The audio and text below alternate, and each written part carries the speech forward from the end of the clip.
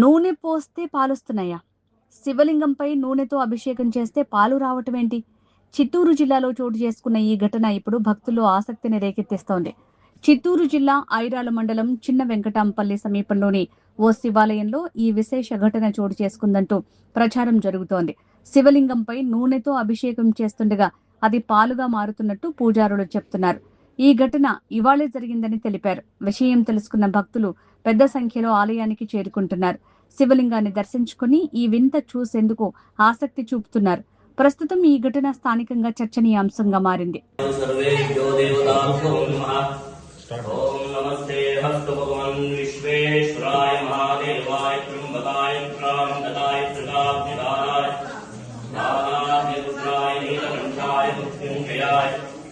सर्वेश्वराय सदाशिवाय श्रीमन्महादेवाय नमः। नमो हिरण्यवाहवे सेनान्ये निशान्तपतये नमो नमो। वृक्षेभ्यो वृक्षेभ्यो हरिकेशेभ्यः पशूनां पतये नमो नमः। सञ्जराय ऋषीमदेवतीनां पतये नमो नमः। स्नेहिनेकशिराय पुंसानां च पतये नमो नमो। ओम श्री गुरुभ्यो नमः। मृत्युंजयेश्वर स्वामी देवताभ्यो नमः।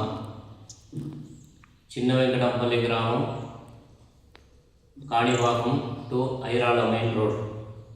ఇక్కడ మృత్యుంజయేశ్వర స్వామి ఆలయం ప్రాణ ప్రతిష్టాపన జరిగింది.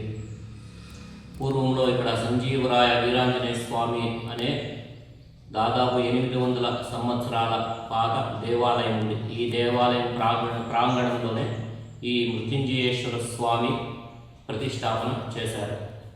ఇక్కడ ఈరోజు విశేషమేమనగా కొన్ని ఏండ్ల సంవత్సరాల తర్వాత ఒక్కసారిగా వచ్చే ఆరుద్ర నక్షత్రం.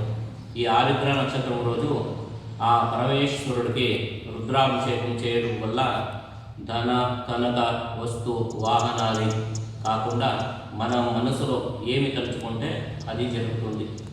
అందుకే ఈ ఆరుద్ర నక్షత్రం రోజు సోమవారం అంత విశేషం. మృత్యుంజయేశ్వర స్వామికి తెల్లవారుజామున 4 గంటల నుండి 11 గంటల వరకు రుద్రాభిషేకం జరిగింది. రుద్రాభిషేకం తదుపరి మహామంగళారతి తీర్థప్రసాద వినియోగం జరిగింది. ఈ క్షేత్రంలో ఎవరు ఈ శివుణ్ణి దర్శించుకుంటారో వాడికి సర్పదోషాలు అనేది పరిహారం అవుతుంది.